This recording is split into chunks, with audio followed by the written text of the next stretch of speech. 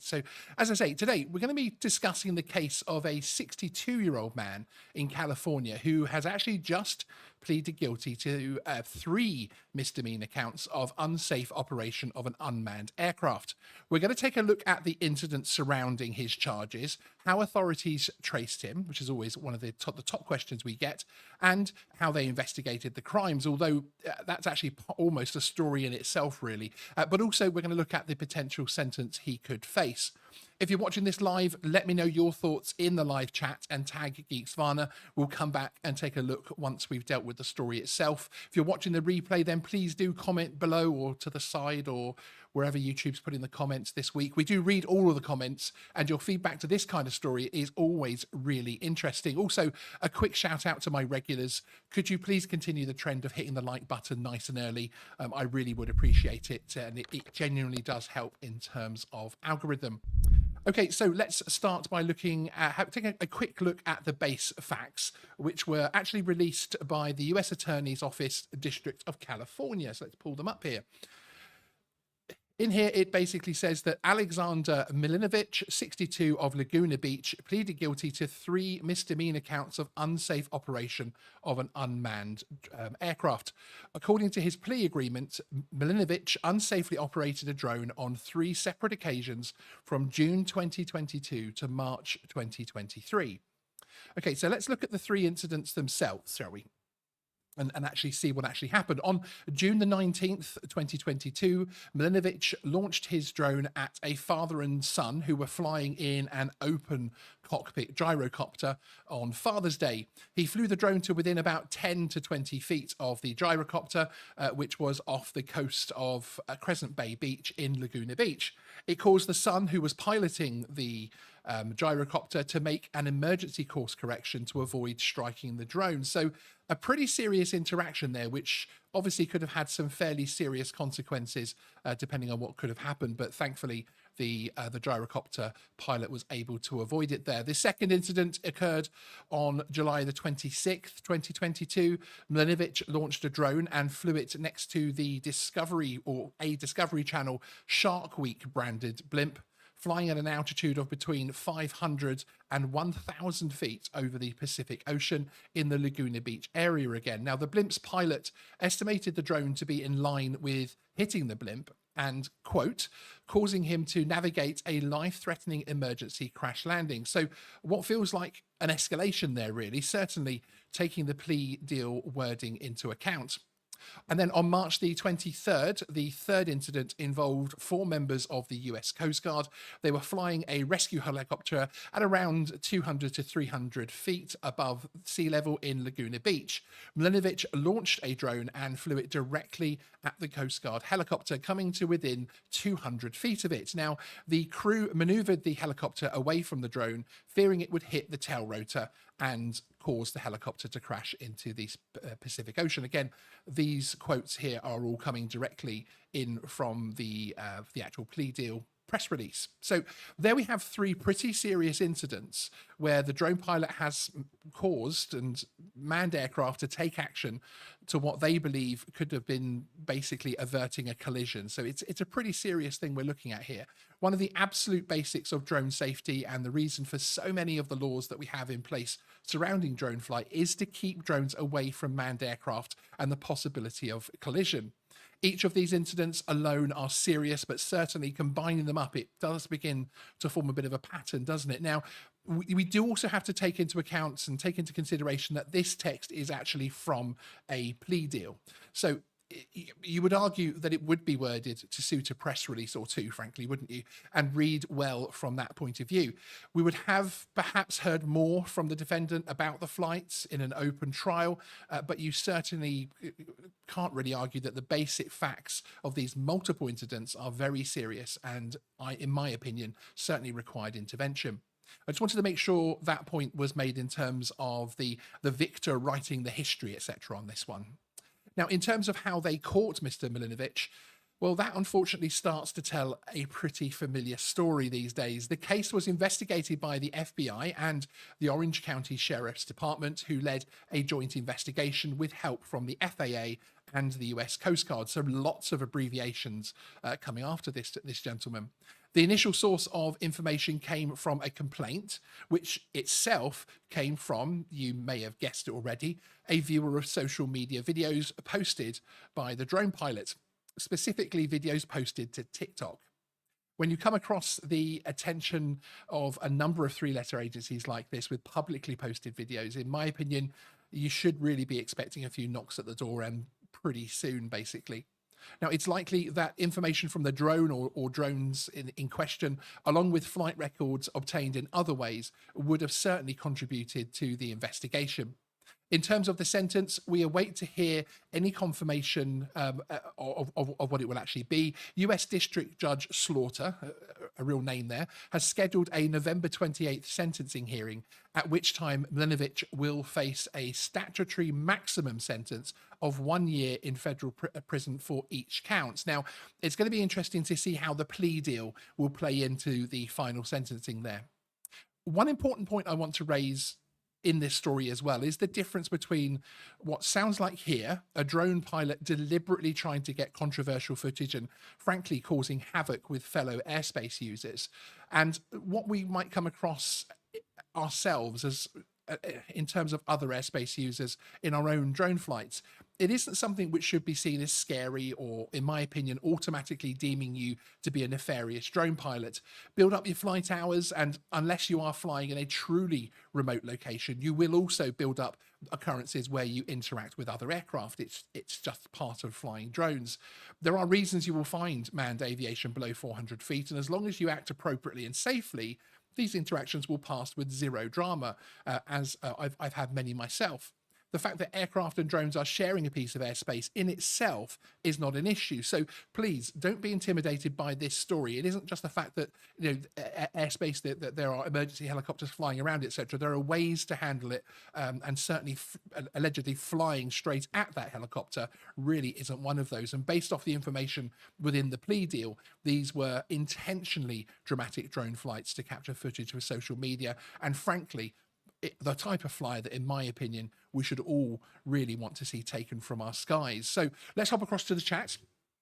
That's the basics of the story, and we'll have a look at what you guys are saying. Let's have a very quick look. As I say, again, thank you everybody for joining us this evening. I really do appreciate it. To me, this is it's a serious case. It is a big issue, and it's something that I think that really it shows that in some ways the investigation side of things works once they get that first piece of information. And how many cases have we seen now where social media, and actually the individual that's actually taken the footage, posting it themselves on social media, turns out to be the way that the investigation started, frankly. Drone Shots, hi, good to see you. Don't know why he would go to prison flying a drone unless he was making a drop over a prison. Yeah, this obviously becomes, because of the type of activity he was carrying out with the drone, it does get clicked across into the criminal side of things. There was actually another gentleman who flew, I think that was also in California, it might have been in LA, and he actually struck a police helicopter. And again, I think he was the first person to formally face federal criminal charges for flying a drone in the United States. But it is something that we're seeing at least talked about more and more, frankly. Surely, Dev, do you read all the comments, even this one? Can we comment during a live show and comment on the video later? Yes, you can, sir. Absolutely. And yes, I do read them all, because in actual fact, we have them coming through to my mobile phone. And literally, I personally read every single comment that comes through. We used to actually have a policy where we would actually reply to everybody, but these days, obviously, with tens of thousands of subscribers and thousands of views every day, we're unable to do that these days, unfortunately. But yes, but we certainly try to get to everybody we can. Brandon Wingerter, I hope I haven't completely murdered your surname there. His first mistake was entering a plea at all as a corporate fiction, all caps name, into kangaroo court with a judge that's likely to have no oath of office on file and no firearm on file. Yeah, I don't necessarily agree with the total sentiment there, but as I said in the read up, we have to remember that it's the old thing of victor actually gets to write the history here, and this is the write-up of a plea deal. This isn't necessarily the facts as found out in open court, in an open trial, frankly. David Webb, hi, good to see you. There's some gross exaggeration going on there. Fear of my life is the excuse the police use after they execute some unarmed black guy. Yeah, and I know what you mean, because in particular, when we look at the release, and they're talking about things like the blimp. Now, I would not recommend flying a drone anywhere near a blimp, and it's certainly 500 to 1,000 feet, unless they've got some very special waivers from the FAA. There's all sorts of problems with that kind of activity, frankly. But when they talk about, you know, that there's a fear of life and that type of thing, as I say, it does feel like it is the wording of a write-up of a plea deal.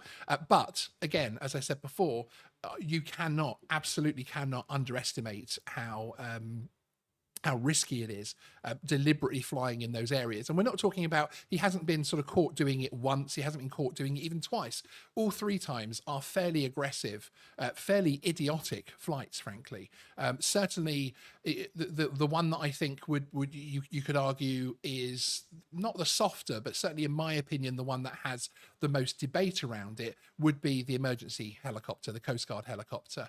In terms of, it would be very interesting to see the flight patterns, the actual evidence in terms of where the drone and the helicopter were, because of course until that point, unless it kind of describes it in his plea deal that he launched the helicopter, the drone, the small helicopter, after he'd actually seen the Coast Guard helicopter, and that would obviously be very, very wrong, a very, very wrong thing to do. However, if his drone was already in the air and that type of thing, and an emergency helicopter comes in, there's just a certain way you need to deal with it. That, of course, does not include flying at the helicopter, if that's actually what did happen there, which again is what we're being told in the plea deal. Johnny DRC, never fly like an idiot. Absolutely, Johnny, I completely agree with you. Is it fine, it's an interesting one, to operate a gyrocopter while simultaneously operating a GoPro? Yeah, I don't know, to be honest with you, John. That was a piece of stock footage of a gyrocopter, which we gained, and I did think that actually. I clipped a few different bits and pieces around on this particular clip, and I did think it myself. Actually, I only included a couple of seconds of that thing happening because of that, actually. The TAC Owl, I don't think remote ID will go away anytime soon because of this case. Yeah, I'm not sure, to be honest, how remote ID would have had a direct impact at the time. Of course, if they were able to pull up the details, etc., and you know that would have been perhaps their first port of call in terms of actually being able to investigate it. However, things like the blimp at 500 to 1,000 feet, I'm not sure where the information would have been coming from and that type of thing. The distances that remote ID modules work over are fairly short. So, but yeah, no, but I completely agree with you that the narrative certainly doesn't help it from that point of view. Codebuster, unfortunately, UAV pilots are getting bad press. This isn't helping. Yeah, do you know, it's an interesting one, actually, because when we see cases and stories like this, it's, you know, this kind of story, it doesn't feel warm and fuzzy for the community, does it? But in my opinion, if we see cases of the nefarious pilots that are genuinely flying in a bad way, and they are being caught, and the system is dealing with them, then to me that actually starts to strengthen those hobbyists and professional flyers who are actually flying correctly, in my opinion. I think it helps to show the system works, and that we don't need more harsh regulation to clamp down on us even more, basically, if these kind of things are happening. Rock and Roll RC, this drone pilot asked for trouble. He deserves whatever sentence is given. Yeah, it's an interesting one in terms of, I wonder, I know that there is a nuance there in terms of plea deals not actually necessarily technically affecting sentencing and that type of thing.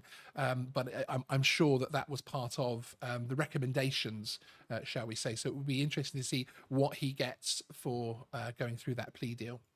I've flown where an air ambulance was coming into land. I heard the engine rotors and then got a notification on my screen that there was an aircraft conflict. Yeah, absolutely. As have I. I've had air ambulances. I live in an area where we have a hospital that has a recently modernized helipad on there for both civilian and military hospitalization transfers.